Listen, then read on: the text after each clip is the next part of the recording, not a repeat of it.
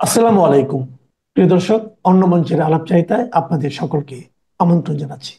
Senior সাংবাদিক ও columnist জনাব আনিস আলমগীর আজ আমাদের সঙ্গে অতিথি হিসেবে আছেন।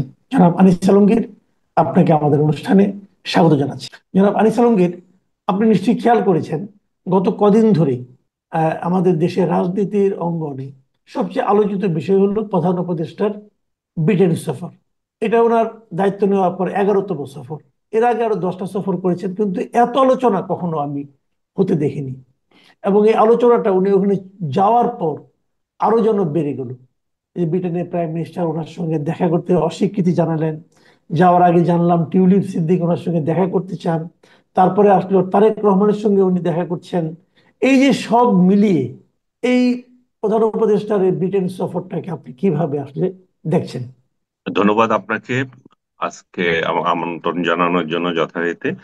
আর আপনার কথা শুরু করার আগে আমি আহ, ইসরায়েল যে ইরানে হামলা করলো সেটা নিয়ে একটু বলতে চাই। আপনি জানেন যে এর মধ্যে ইরানের পারমাণবিক স্থাপনা সহ প্রায় 10 জায়গায় ইসরায়েল হামলা চালিয়েছে। এখন সেই হামলার মানে প্রতিরোধে ইরান আবার পাল্টা হামলার প্রস্তুতি নিয়েছে। অলরেডি তারা সখানেক ড্রোন পাঠিয়েছে বলে এই তাৎক্ষণিক খবরে দেখলাম। তো এটা এটা উদ্বেগজনক বিষয়। আজকে আজকে শুক্রবার দিন, এই দিনে এই ধরনের ঘটনাগুলো আমাদেরকে খুব মর্মাহত করে। আমরা জানি না যে মধ্যপ্রাচ্যের পরিস্থিতি আবার কোন দিকে রূপ নিচ্ছে। এই ট্রাম্প প্রশাসন যেখানে এই যুদ্ধ কমানোর আশা করেছিল অনেকে বাইডেনের পরে, এটা আরো বৃদ্ধি পাচ্ছে। এদিকে আমাদের নিজস্ব যন্ত্রণা নিয়েও আমরা মরে যাচ্ছি। আপনি যেটা বলছিলেন যে ডক্টর ইউনূস যে লন্ডন গেলেন, এবার সবচেয়ে বেশি সংখ্যক আলোচনা হচ্ছে ওনার লন্ডন ভিজিট নিয়ে। এত আলোচনা ওনার হয় নাই, এবং এর থেকে হাই প্রোফাইল মিটিং গত আমরা 10 মাসের কোনো একটা দেখি নাই।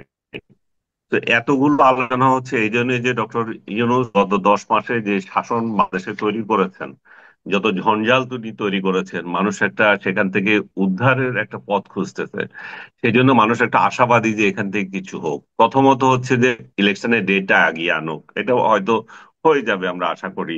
দ্বিতীয়ত হচ্ছে যে এই যে ডক্টর ইউনূস, আপনি যদি খেয়াল করেন, প্রথম যে আসলেন এই ক্ষমতা নিলেন 8 তারিখে, সেই যে বক্তৃতা ওনার, যে আমি আমি একটা ঐক্যবদ্ধ সমাজ করব, মানে আমরা সবাইকে মিলেমিশে আমরা থাকবো, এরকম একটা বয়ান উনি দিলেন।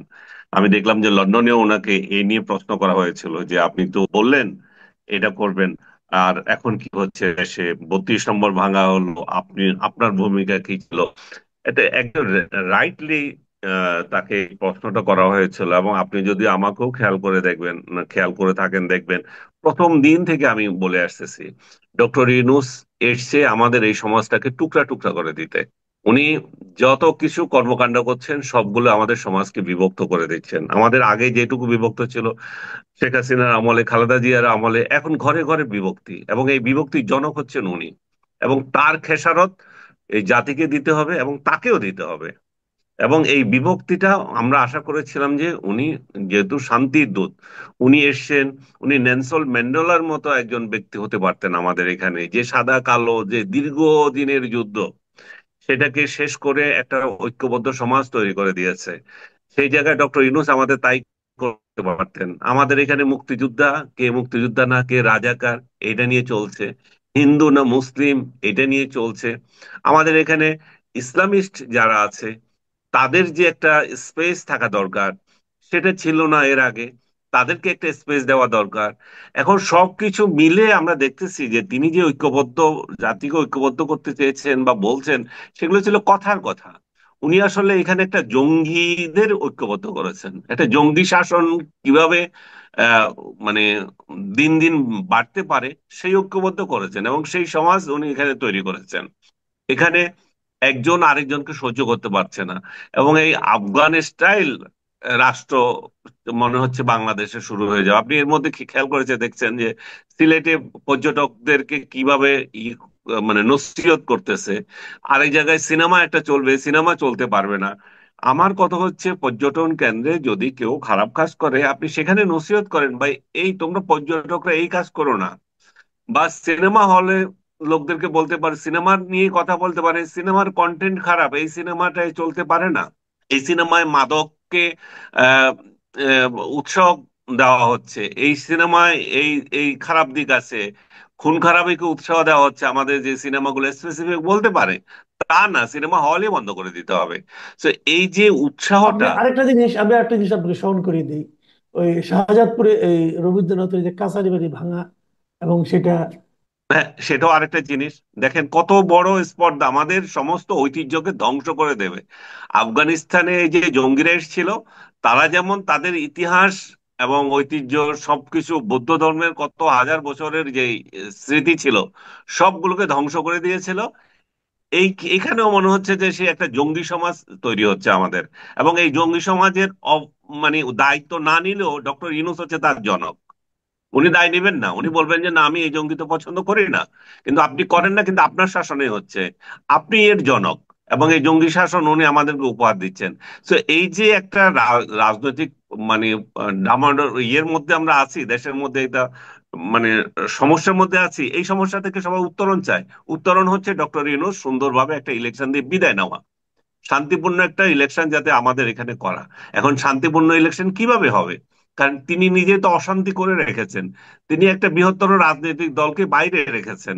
বাইরে রাখা মানে দেশে বিদেশে আমাদেরকে আহ, এইটুকু প্রমাণ দেওয়া যে 2014 সালে, 2018 সালে, 2024 সালে যে একতরফা নির্বাচন হয়েছিল, সেরকম আরেকটা নির্বাচন হবে। এখন কিছু টোকাই আমাদেরকে প্রশ্ন করে, আপনারা কি সেই সময় এই সমস্ত ইলেকশন নিয়ে বলেছিলাম? 17 বছর কোথায় ছিলেন? তোদেরকে বলি, এই টোকাইরা, আমরা এগুলার বিরুদ্ধেই বলেছিলাম, তোরা টোকাইরা গর্তে লুকিয়েছিলি, তোরা সেই জন্য দেখিস না আমরা তখন কি বলেছিলাম, কি করেছিলাম।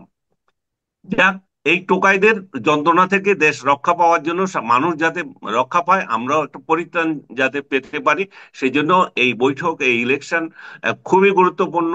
এবং এই বৈঠকে অবশ্যই ইলেকশনের ডেট নিয়ে কথা হবে, সংস্কার নিয়ে কথা হবে। বিশেষ করে বড় বড় যে সংস্কারগুলো আপনি জানেন জানেন যে এর মধ্যে সংস্কার এবং ডক্টর ইউনূস ওইখানে যখন আছেন, আর বিএনপি নেতাকেও হেল্প করার জন্য খসরু সাহেব গিয়েছেন, আমি মনে করি যে সেখান থেকে একটা ফলপ্রসূ বিষয় বেরিয়ে আসবে। তবে এই বৈঠকের সবচেয়ে আলোচিত মানে ঘটনা যেটা দুইটা হবে মনে হচ্ছে আমার, সেটা হচ্ছে ডক্টর ইউনূস কিভাবে সুন্দর ইলেকশন দিয়ে শান্তিপূর্ণভাবে বিদায় নিতে পারেন। উনি তো এদেশে থাকবেন না, এদেশে তো ওনার মানে জায়গা হবে না, এটা উনি খুব ভালো করে জানেন। তো উনি যখন চলে যাবেন, ওনার প্রতিষ্ঠানগুলো যেগুলো উনি এখন ক্ষমতায় এসে বানিয়েছেন, এত কোটি টাকার কর মাফ, এই যে দারিদ্র তহবিল থেকে 700 কোটি টাকা নিজের ফান্ডে নিয়ে যাওয়া, তারপরে জেল মুক্তি, যা যা করেছেন, এই যে আদম ব্যবসা, মানে দুনিয়াতে এরকম কোন রাষ্ট্রপ্রধান, আমি সরকার প্রধান আমি দেখি নাই ক্ষমতায় এসে তার লোভের মাত্রা এত লিপসা এই পর্যায়ে যেতে পারে। এ নাকি আমাদের নোবেল লরিয়েট, তার যে চিন্তা, তার যে লিপসা, ক্ষমতা লিপসা এবং যে অর্থ লিপসা, এগুলো তো, এবং বলবে যে না এগুলো তো উনার নামে না, এগুলো ট্রাস্টের নামে না। তো আপনার কেন দরকার এই এই ব্যবসাগুলো? ট্রাস্টের নামে হোক আর যে যেই নামে হোক, আপনার কেন এগুলো দরকার হয়ে গেছে? সো উনি এই সম্পদ কিভাবে রক্ষা করবেন তার একটা গ্যারান্টি উনি নেবেন। উনি কিভাবে বাঁচবেন তার একটা গ্যারান্টি নেবেন, যেটা 111-এর সময় মঈনুদ্দিন ফখরুদ্দিন নিয়েছিল শেখ হাসিনার গভর্নমেন্ট থেকে। সো এইখানে বিএনপি গভর্নমেন্ট থেকে তারা সেরকম একটা প্রতিশ্রুতি নিয়ে যাবে। আর যেটা আমি দুইটা সেকেন্ড যে ইস্যুটা বলতেছি, সেটা হচ্ছে ডক্টর ইউনূসের সরকার গত 10 মাস তার গোয়েন্দা রিপোর্টগুলোতে প্রত্যেকটা রিপোর্টে ডক্টর এই উল্লেখ করেছে তারেক রহমান বাংলাদেশে আসলে তার জীবন হানি হবে। একটা তাদের একটা ইয়ে দিয়া দেওয়া ছিল, এটা মানে অব্যাহত ছিল। আপনি দেখবেন ডক্টর ইউনূসের সাথে তার বৈঠক হচ্ছে, এখন সে গোয়েন্দা রিপোর্ট উঠে যাবে। এবং আমার ব্যক্তিগত ধারণা তারেক রহমান অবশ্যই বাংলাদেশে খুব শিগগিরই আসবেন, এবং সেটা বাংলাদেশে উনি শেখ হাসিনার সরকারের পতনের যে 1 বছর পূর্তি, যেটা 5ই আগস্ট হতে যাচ্ছে, তার আগেই আসবেন, এবং সেটা উনি এখানে এই উদযাপনে অংশ নেবেন। এইটুকু আমার এখনকার বিষয়। যে আরেকটা জিনিস, এই যে আপনার বলা হচ্ছিল বেশ ঢাকঢোল পিটিয়ে ওনার সঙ্গে উনি দুদকের চেয়ারম্যানকে নিয়ে গেলেন, বাংলাদেশ ব্যাংকের গভর্নরকে নিয়ে গেলেন, যে এই চুরি হয়ে যাওয়া টাকা ফেরত হুম। আনবেন। এবং এটা নিয়ে এটা কি আসলে আদৌ সম্ভব কিনা? আর দ্বিতীয় কথা হলো যে ব্রিটেনের প্রাইম মিনিস্টার ওনার সঙ্গে দেখাই করলেন না। তো দেখা করলেন না, তো উনি কি যাওয়ার আগে সে ধরনের কোনো আলোচনা করে যান নাই? এইভাবে কি হয়? পররাষ্ট্র মন্ত্রণালয় তাহলে কি করেছে? এবং এই যে দেখা না করাটা, এটা কি কেবল ওনার ব্যক্তিগত অপমান নাকি আমাদের পুরো জাতিকে উনি অপমানিত করলেন? হ্যাঁ, খুব ভালো প্রশ্ন করেছেন। আমি প্রথমে দুদক আর আহ, ইয়ের বিষয়টা নিয়ে, টাকা ফেরত আনার বিষয়টা নিয়ে বলি। এটা খুবই একটা ভালো উদ্যোগ উনি যে নিয়েছেন। বাংলাদেশ থেকে যে বিদেশে টাকা পাচার হচ্ছে, সেই টাকা এবং এর আগেও ছিল শেখ হাসিনা। আপনি খেয়াল করবেন যে শেখ হাসিনা বিএনপি নেতাদের বিরুদ্ধে এই জন্য অভিযোগ করেছিল, তারা কোটি কোটি টাকা বাইরে পাচার করেছে, ইনক্লুডিং তারেক রহমানের বিরুদ্ধে। কিন্তু সেটা শেখ হাসিনাও প্রমাণ করতে পারেন না, কোনো টাকা আনতে পারেন নাই। এবং 2-4 টাকা যেগুলো এসছে, ক্রেডিট কার্ড অমুক তমুক, এগুলো খুবই মানে হাস্যকর ধরনের ইয়েটা ওইভাবে উনি এস্টাবলিশ করতে পারেন নাই।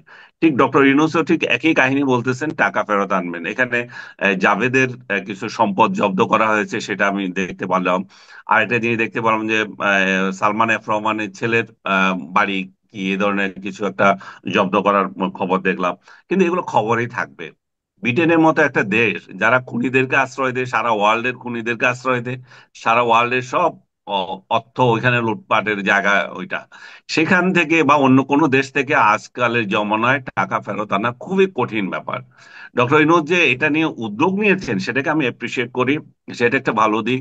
উনি দুদকের চেয়ারম্যান আব্দুল মমিন সাহেবকে নিয়ে গেছেন, উনি গভর্নর আহ আহসান সাহেবকে নিয়ে গেছেন। তারা দুইজনই ভালো করছেন এখন, তাদের একটা সুনাম আছে। তো সেই সুনামের কাছ থেকে তারা যে ব্রিটেনের যে তাদের কাউন্টার পার্ট বলবো না, যে যারা ইন্টেলিজেন্সে কাজ করছে এই ধরনের কর্মকাণ্ড নিয়ে, টাকা উদ্ধার নিয়ে, তাদের কাছ থেকে অভিজ্ঞতা অর্জন করতে পারছেন এখানে। এবং কিভাবে এদেরকে টাকা আনা যায় সেই উদ্যোগটা নিয়েছেন, আমি সেটাকে সাধুবাদ জানাচ্ছি। কিন্তু আমাদের দেখতে হবে যে এই যে টাকা পাচার, এটা তো একটা চলমান প্রক্রিয়া। এটা তো আসলে রোধ হবে না, এটা কোনোদিনও রোধ হবে না। কেন হবে না? কারণ আমি যদি এই দেশে শান্তিপূর্ণভাবে বসবাস না করতে পারি, আমি কোথায় যাব? আমি তো একটা আশ্রয় খুঁজবো। সেই আশ্রয়টা কোথায়? সেই আশ্রয়টা একটা সেফ হোম আমি যাব, আমার ছেলে, আমার মেয়ে, আমার পরিবার, আমরা সব চাইবো। বাংলাদেশে যে দুর্নীতিবাজ গুলো, বড় বড় দুর্নীতিবাজ, তারা তো আমাদের এই দেশ থেকে টাকাটা নিয়ে এসে সেফটির জন্যই নেয়। তারা যে সুখে নিয়ে শখে নিয়ে গেছে তা না, তাদের অনেকেই তো এই সেফটির জন্য নিয়ে গেছে। কারণ যখন সরকার পরিবর্তন হবে, আপনি যখন বাড়িতে আগুন লাগিয়ে দেবেন, আপনি যখন মানুষের জনজীবন বিপর্যয় করে দেবেন, আপনি ঘরে ঘরে একটা কেওয়াজ লাগিয়ে দেবেন, তখন এই লোকগুলো কোথায় যাবে? এই যে ডক্টর ইউনূসের সঙ্গে আজকে যারা আছে, মনে করেন যারা বিদেশি পাসপোর্ট দাঁড়িয়ে, তারা তো খুব ইজিলি চলে যাবে। বাকিরা কই যাবে? বাকিরাও তো সেই একই পথ খুঁজবে, তারাও তো একই রাস্তায় যাবে। তারাও ইতিমধ্যে অনেকে বাইরে টাকা পাচার করে ফেলছে, তারাও অনেকে বাড়িঘর করে ফেলছে, এরকম নিউজ আপনি নিশ্চয়ই দেখতে পান। সো তারা কেন এটা করছে? তারা তো একই ঘটনা। তারা যে মব সংস্কৃতি এদেশে চালু করে গেছে, আগে সরকার থেকে তো এরা 100 গুণ ফেস করবে এবার। আগের গুলোতে ব্যক্তিগতভাবে করছে, সরকার পরিবর্তন হলে এগুলো তো জনরোষে পড়বে। এবং যেই সরকার আসুক, আপনি কি মনে করেন যে আওয়ামী লীগ কিংবা তাদের প্রতিপক্ষ এদেরকে ছেড়ে দেবে? যাদের বাড়ি ঘর আক্রমণ করেছে, ইনক্লুডিং ডক্টর ইউনূসের বাড়ি, ইউনূসের বাড়ি থাকবে কিনা সেটি আজকে লিখে রাখেন। ডক্টর ইউনূসের যে বাড়ি, পার্সোনাল বাড়ি, সেই বাড়িও থাকবে না, সেই বাড়িও যাবে। এখন বঙ্গবন্ধুর হত্যাকারী ছিল আপনার খন্দকার মোস্তাক কিন্তু আগামাসি লেনে তার বাড়ি কিন্তু অক্ষত ছিল, কেউ কোনোদিন আক্রমণ করে নাই, আওয়ামী লীগ। কিন্তু এবার দেখবেন ক্ষমতার পট পরিবর্তনের পরে কিভাবে এক একজনের বাড়ি ধ্বংস করা হয়। আজকে লিখে রাখেন, আমার এটা রেকর্ড হচ্ছে এখানে। তো এই সংস্কৃতি ডক্টর ইউনূস করে গেছেন। আমরা কি এই সংস্কৃতি চেয়েছিলাম? আমরা চাই নাই। এখন বিএনপি যদি ক্ষমতায় আসে, তার কতটা সক্ষমতা আছে এগুলো রোধ করার? কারণ তাকে তো একটা ক্যাওয়াটিক সোসাইটি, ক্যাওয়াটিক সমাজ, ক্যাওয়াটিক দেশ তাকে দিয়ে উপহার দেওয়া হচ্ছে। এই উপহার তাহলে কিভাবে হবে? বিএনপি যদি স্ট্র্যাটেজি চেঞ্জ না করে, বিএনপি যদি তাদের রিকনসিলিয়েশনের জায়গায় না যায়, যেটা আমি আগে থেকে বলছিলাম, আমরা কে মুক্তিযোদ্ধা, কে রাজাকার, আজকে স্বাধীনতা 54 বছর পরেও এগুলো নিয়ে আছি, কে হিন্দু কে মুসলিম ধর্ম নিয়ে আমরা মাথা ঘামাচ্ছি, আমাদের সোসাইটিতে কে কি কোন কোন লাইনে চিন্তা করবে এগুলো নিয়ে আমরা চিন্তা করছি।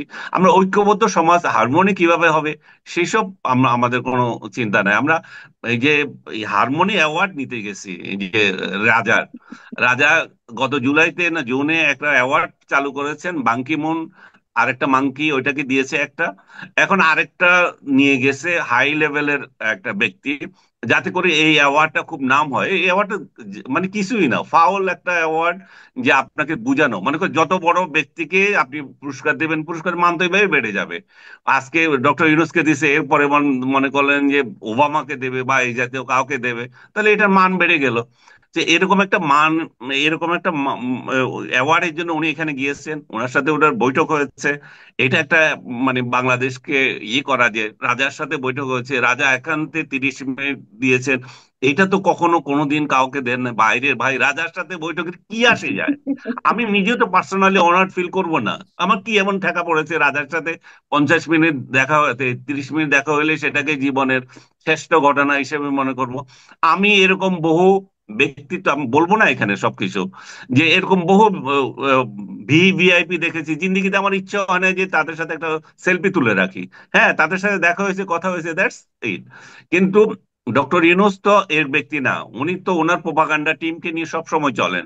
ওনার কাজই হচ্ছে প্রোপাগান্ডা করা, এবং সেই শুরু থেকে এই পর্যন্ত এই প্রোপাগান্ডায় ওনার ওনার দিন দিন হচ্ছে। আমাদের কিন্তু মতো এর এর ছোটখাটো মানুষ। বিপরীতে এর বিপরীতে যে প্রধানমন্ত্রীর সঙ্গে দেখা হলো না, ওটাকে কি বলবেন আপনি? ওইটাই ওটা তো ওইটাই প্রয়োজন আমি ছিল। আসতেছিলাম, যে দেখেন কতটা মানে এটা একটা একটা একটা মানে খেলো জিনিস।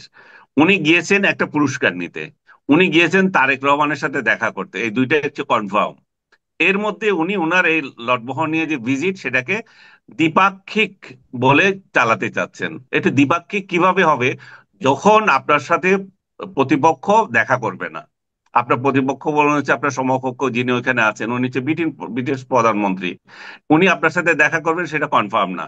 কিন্তু আপনি ফরেন মিনিস্ট্রিতে এই বৈঠকটা হচ্ছে একটা দ্বিপাক্ষিক বৈঠক ডিক্লার করে গেছেন। 4 তারিখ ফরেন মিনিস্ট্রি এখানে ডিক্লার করে গেছে যে এটা একটা দ্বিপাক্ষিক বৈঠক, এবং পররাষ্ট্র আমাদের উপদেষ্টার সাথে প্রধানমন্ত্রী ওইখানকার দেখা হচ্ছে।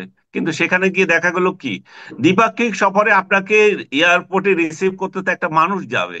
এখানে তো ব্রিটিশ সরকারের একটা কুত্তাও যায় নাই। এখানে গিয়েছে, আমি সরি ফর ল্যাঙ্গুয়েজ, এখানে গিয়েছে আমাদের আমাদের অ্যাম্বাসাডার, হাই কমিশনার। তো তাহলে আপনার সাথে দ্বিপাক্ষিক এটা কিছুই না, আপনার সাথে কিছু মন্ত্রী, কিছু অমুক তমুক অফিসার দেখা করে, এটা তো ডক্টর ইউনূস এমন হাই লেভেলের ব্যক্তিত্ব এখন গড়ে তুলেছেন সারা ওয়ার্ল্ডে, এটা তো উনার কাছে এমনি দেখা করে। এটার সাথে দ্বিপাক্ষিক কোনো সম্পর্ক নাই।